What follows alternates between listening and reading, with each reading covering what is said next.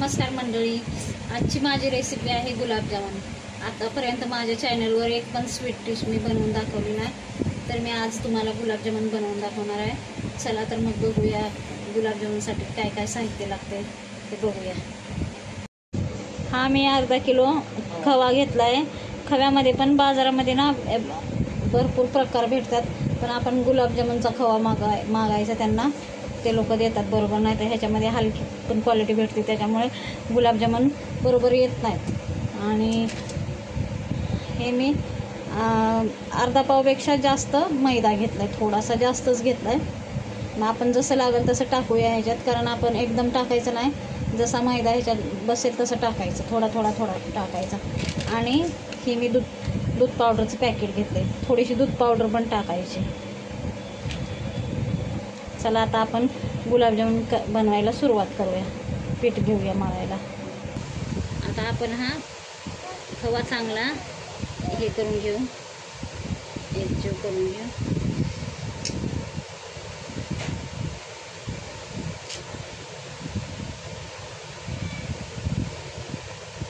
खवा चांगला मळून घ्यायचा,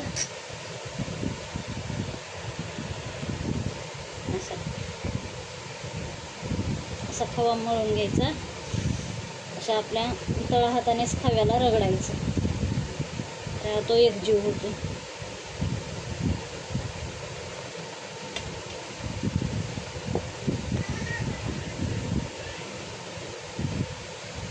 असा आपण खवा मळून घ्यायचा।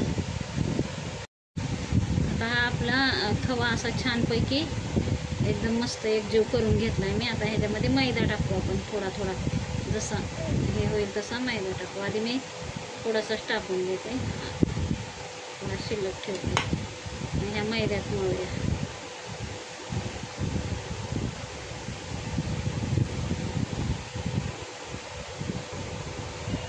बघा असा मळायचा, लागेल तसा, जसा लागेल तसा आपण मैदा ह्याच्यात घालायचा। मग थोडीशी दूध पावडर पण टाकायची त्याच्यात। ह्याच्यात मला आणखीन लागणार मैदा थोडा। माझं किचन खूप छोटं आहे ना, म्हणून मग मी खाली घेतलं हे करायला। किचनवर मला जास्त जमत नाही, किचन छोटं पडतंय माझं। ह्याला जास्त जोर लावावं लागते मळताना। असं मळायचं, आपल्या तळ हातानेच एकदम हे करायचं।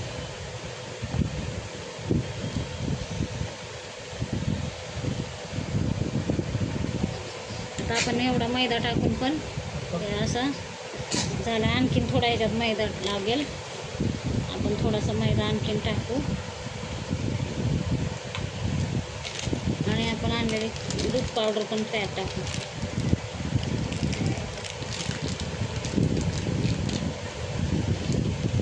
दूध पावडर टाकूया।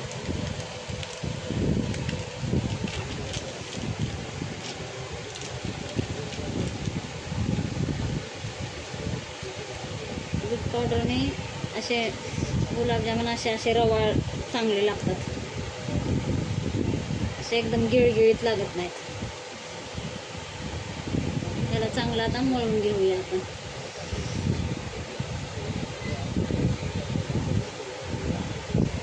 हे अशा प्रमाणे असं एवढं घट्ट लागतं गुलाबजामुन। आणि गुलाबजामुन वळताना आपण खूप ताकद लावून गुलाबजामुन वळायचे हातावर, असे एकदम ढिल्ले असं नाही, मग फुटतात ते गुलाबजामुन। हे झालं, हे आपलं पीठ मळून झाले। आता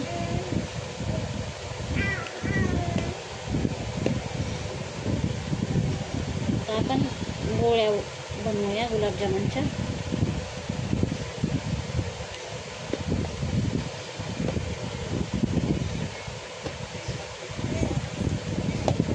हे आपलं बनवून झालं, असंच पीठ बनवायचं।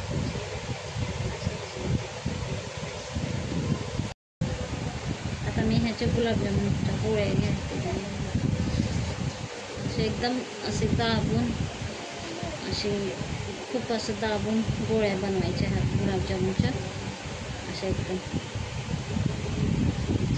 असे।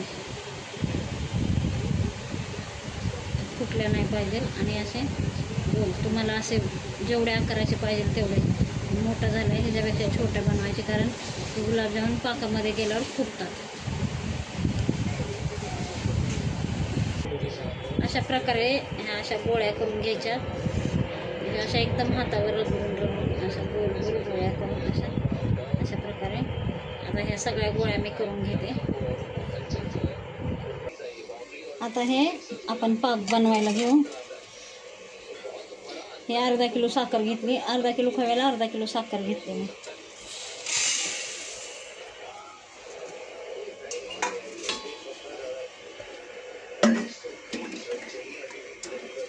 आणि ह्याच्यात पाणी आपण फक्त साखर भिजल एवढीच पाणी ओतायचं, एवढं पाणी ओतायचं. आणि आपण आता हे पाक बनवायला ठेवू.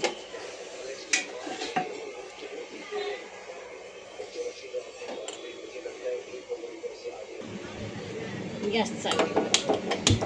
आता आपण हे पाक बनवायला ठेवलं. साखर अशी वेगळं, आपल्याला कडक पाक नाही बनवायचा अजिबात. थोडासा असं एक तार चढली ना बंद करायचं.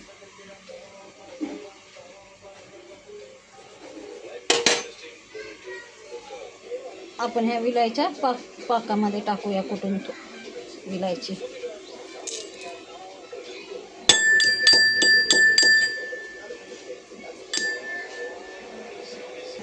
आपला पाक शिजायला लागलाय, अजून साखर नाही विरघळली पूर्णपणे. आपण ना थोडासा अजून थोडा शिजवून घ्यायचा ह्याला. असा एकदम कडक पाक नाही करायचा, एकच तार अशी थोडीशी चढली पाहिजे. आता ह्या पाकामध्ये हे आपण विलायची टाकू आणि बंद करू. आपली साखर पूर्ण विरघळली, बंद करून टाकायचं. जास्त कडक पाक करायचा नाही. बंद केला गॅस. आता आपण गुलाबजामुन तळायला घेऊन. मी कढई तापायला ठेवली. आता मी ह्याच्यात तेल टाकते. हे तेल तापायला ठेवलं आहे मी.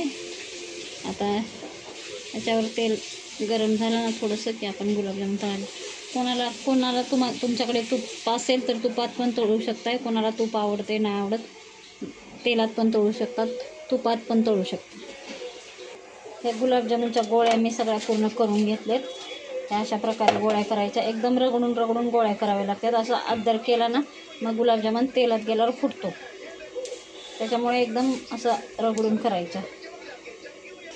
चला तर आपण आता गुलाबजामुन तळायला घेऊ. मी बारीक गॅस केला आहे. मंद आचेवरच गुलाबजामुन तळायला पाहिजे.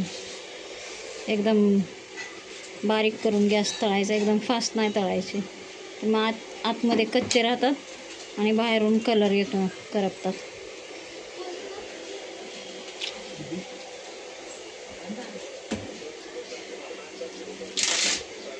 अशा मंद आचेवर तळायचे गुलाबजामुन. कमी गॅसवर असे तळायचे. असे एकदम कमी गॅस केला मी,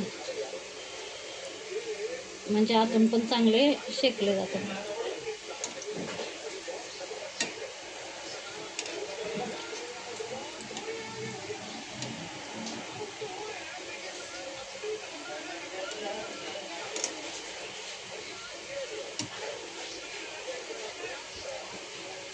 कमी गॅसवर असे शेकून घ्यायचे, चांगले तळून घ्यायचे. अशा प्रकारे आपले गुलाबजामुन अशा कलरचे येईपर्यंत तळून घ्यायचे. छान कलर आलाय. आता आपण ह्याला काढूया.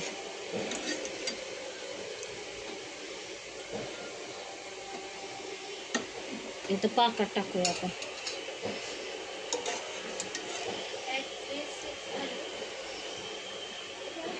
काढून लगेच ह्या पाकात बनवलेल्या पाकात टाकायचे.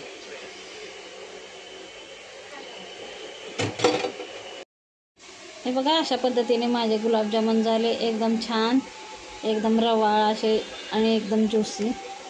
हे बघा अशा पद्धतीने गुलाबजामुन बनवा, एकदम मस्त.